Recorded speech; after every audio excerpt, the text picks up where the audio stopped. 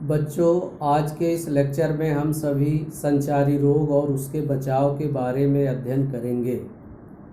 तो चलिए समझते हैं कि संचारी रोग होता क्या है। परंतु संचारी रोग से पहले यह जानना आवश्यक है कि रोग कहते किसे हैं। तो बच्चों आओ रोग के बारे में जानें। रोग शरीर की वह अवस्था है जिसमें शरीर की दैहिक, क्रियात्मक या मानसिक दशा में विकार उत्पन्न हो जाता है, अर्थात शरीर के क्रियात्मक अर्थात उसमें होने वाली क्रियाओं और मानसिक दशाओं में अवांछित परिवर्तन हो जाता है, जिसे हम रोग कहते हैं। तो आइए बच्चों अब रोगों के प्रकारों का अध्ययन करें। मानव के समस्त रोगों को दो वर्गों में रखा गया है। नंबर 1 जन्मजात रोग, जिसे कंजेनाइटल डिजीज भी कहते हैं। जो रोग जन्म से प्राप्त होते हैं उन्हें जन्मजात रोग कहते हैं, जैसे हीमोफीलिया, वर्णांधता, दात्र कोशिका अरक्तता, अल्कैप्टोन्यूरिया, फिनाइल कीटोन्यूरिया इत्यादि।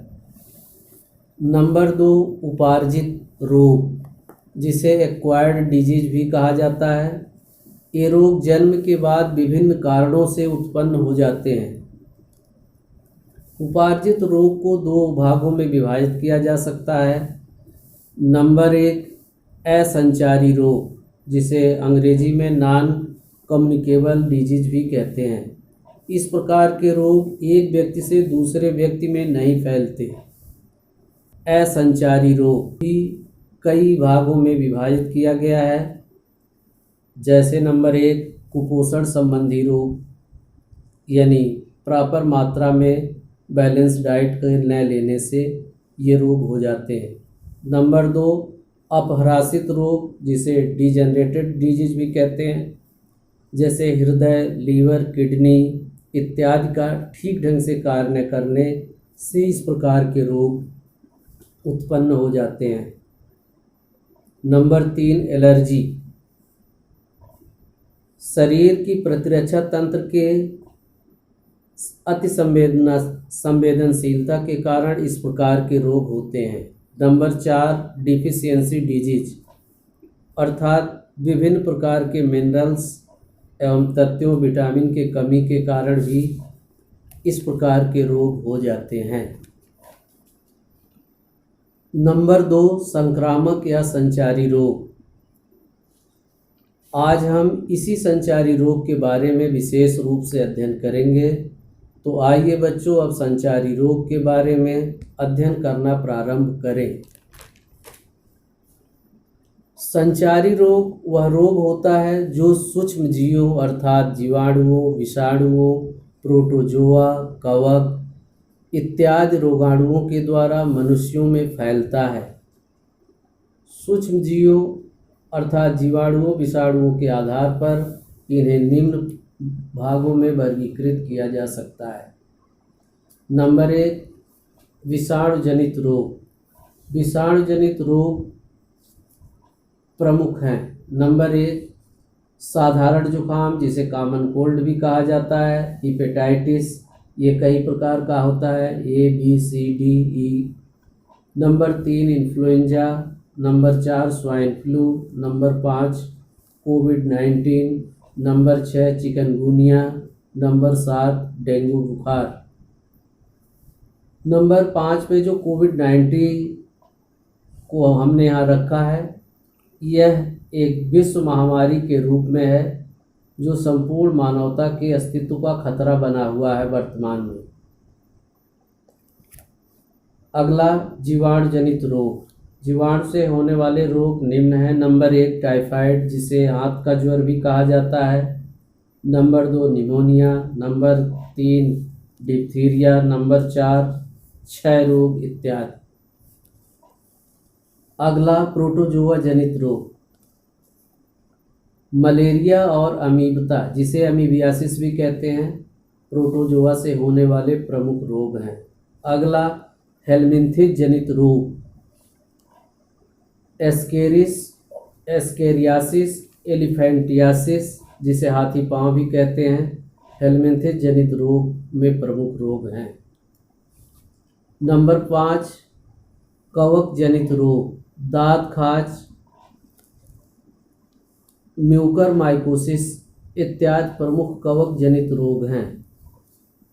ये जो म्यूकरमाइकोसिस रोग है यह वर्तमान में भी तांडव मचा रहा है। कोविड-19 से ग्रसित व्यक्ति जब ठीक हो जाता है तो उनमें यह म्यूकरमाइकोसिस बीमारी देखी जा रही है और ये बहुत भयंकर बीमारी है। आइए बच्चों अब इसके संक्रमण को जानें। संक्रमण 2 प्रकार से हो सकता है, प्रत्यक्ष संक्रमण, नंबर 2 अप्रत्यक्ष संक्रमण। प्रत्यक्ष संक्रमण वह संक्रमण है जिसमें स्वस्थ व्यक्ति सीधे संक्रमित व्यक्ति के संपर्क में आने से संक्रमित हो जाता है, अर्थात संक्रमित व्यक्ति के छींकने, खांसने तथा बोलने से इसके मुख और नाक से रोगाणु युक्त तरल कण निकलते हैं जिन्हें बिंदु कण अथवा अंग्रेजी में ड्रॉपलेट भी कहा जाता है। इन ड्रॉपलेट या बिंदु कण के सीधे संपर्क में आने वाला स्वस्थ व्यक्ति भी संक्रमित हो जाता है। इस प्रकार के संक्रमण का प्रमुख उदाहरण कोविड-19 वर्तमान में है। Swine flu, influenza, pneumonia, TB जिसे क्षय रोग कहते हैं, ये सभी रोग भी डायरेक्ट संक्रमण से होने वाले रोग हैं। आइए अब इनके बचाव के तरीके को जानें। नंबर 1 घर से बाहर निकलने पर हमेशा फेस मास्क का प्रयोग करें। नंबर 2 हर व्यक्ति से कम 2 गज की दूरी बनाए रखें, अर्थात सोशल डिस्टेंसिंग का पालन करें। सोशल डिस्टेंसिंग न कहकर बल्कि फिजिकल डिस्टेंसिंग करना ज़्यादा तर्कसंगत होगा। इसका अनुपालन करके हम इन संचारी रोगों से अपना बचाव कर सकते हैं। आइए अब अप्रत्यक्ष संक्रमण को जानें। अप्रत्यक्ष संक्रमण वह संक्रमण है जिसमें रोगी द्वारा प्रयोग में लाई गई वस्तुओं के संपर्क में आने से स्वस्थ व्यक्ति भी संक्रमित हो जाता है, अर्थात रोगी के द्वारा प्रयोग में लाए गए वस्तुओं अर्थात दरवाज़ों के हैंडल इत्यादि के संपर्क में आने से भी स्वस्थ व्यक्ति संक्रमित हो सकता है। आइए अब इसके बचाव के तरीके को जानें। नंबर 1 लगातार नियमित अंतराल पर साबुन से अच्छी तरह हाथ धोते रहना चाहिए। नंबर 2 किसी भी सतह के संपर्क में आने पर हाथ को निरंतर सैनिटाइज करते रहना चाहिए। बच्चों कुछ बीमारियां वाहकों के द्वारा फैलाई जाती है, अर्थात मच्छर, घरेलू मक्खियां रोगाणुओं को हमारे संपर्क में लाती हैं, जैसे डेंगू, चिकनगुनिया, मलेरिया, फाइलेरिया इत्यादि बीमारियां मच्छरों के काटने से होती हैं, अर्थात इनके रोगाणुओं को हमारे शरीर में मच्छरों द्वारा पहुंचाया जाता है। तो आइए इनके बचाव के उपाय को देखें। नंबर 1 इनके बचाव का एकमात्र उपाय अपने आसपास मच्छरों को पनपने न दें, अर्थात अपने घरों में और आसपास पानी जमने न दें, क्योंकि स्थिर पानी के अंदर ही मच्छर पनपते हैं अर्थात प्रजनन करते हैं, जिससे इनकी संख्या निरंतर बढ़ती रहती है। नंबर 2 अपने शरीर को ढककर रखें, अर्थात फुल बाजू के शर्ट पहने। नंबर 3 सोते समय मच्छरदानी का प्रयोग करें एवं मच्छर रोधी क्रीम का उपयोग करें। बच्चों कुछ बीमारियां जैसे cholera, hepatitis, typhoid, ascariasis, amoebiasis इत्यादि दूषित भोजन एवं जल से होते हैं, अर्थात घरेलू मक्खियां संक्रमित व्यक्ति के मल एवं थूक से रोगाणुओं को हमारे भोजन तक लाती हैं, जिससे भोजन संक्रमित हो जाता है।